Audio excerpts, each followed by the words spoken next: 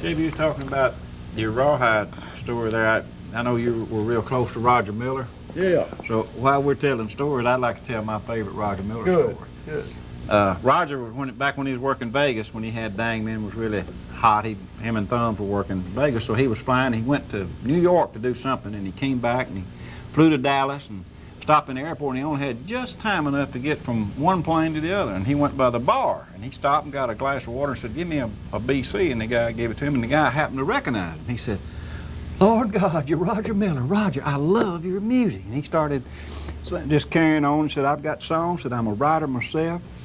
Roger said, "Son, I got to catch a plane. I got to go." So he started, and on down toward the plane, he was walking along there, and the boy followed him, just walking along beside him, saying, "Oh, Roger." Roger said, "Man," said, "tell me something just to help me, or where I could send some songs or anything."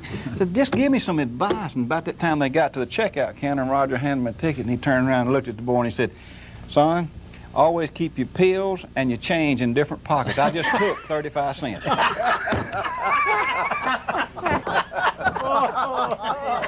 I like it shorter. I was going to tell the Bill Monroe story. Just one quickly. They had like one of the last albums that Bill did, they hired all the musicians and had everybody in there. And they had Bill Monroe. Bill Monroe. Okay. And they hired a left-handed guitar player, and I'm sure he wouldn't mind me telling this, but Dale Sellers. I know Dale. You know Dale, everybody knows Dale. And Dale, and so he's sitting out there, he's playing left-handed. And so Monroe's watching that and watching the musicians. So he just came in, and Dale he'd never met him or just been around him a lot, so he wanted to try to say something kind of funny. And I think he said, "Hey, Bill," said, "I'm Dale Sellers. Nice to meet you. I'll be playing rhythm on your session." Said, "Boy, you ain't nothing. You don't look nothing like your daughter, Marilyn." And Monroe just kind of didn't even laugh, and so Dale just kind of went on back out in the studio. He went over to the producer, I think it was Embry Gordy Jr. or something. He said, What's that boy, that left-handed guitar player's name? What's his name?" I said, "Well, that's Dale Sellers." He said, "Well, I want him fired. Get rid of him right now."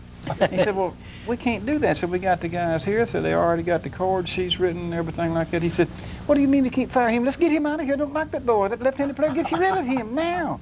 And he just raised saying about it. And so the producer said, "Well, look," said, "even if we don't use him, we got to pay him. He's here. He's going to sign the card." He said, "You mean to tell me if he don't even play on nothing, we've got to pay him?" I said, "That's right, Bill. That's the way it works." He said, "Well, then let him stay, but work him real hard."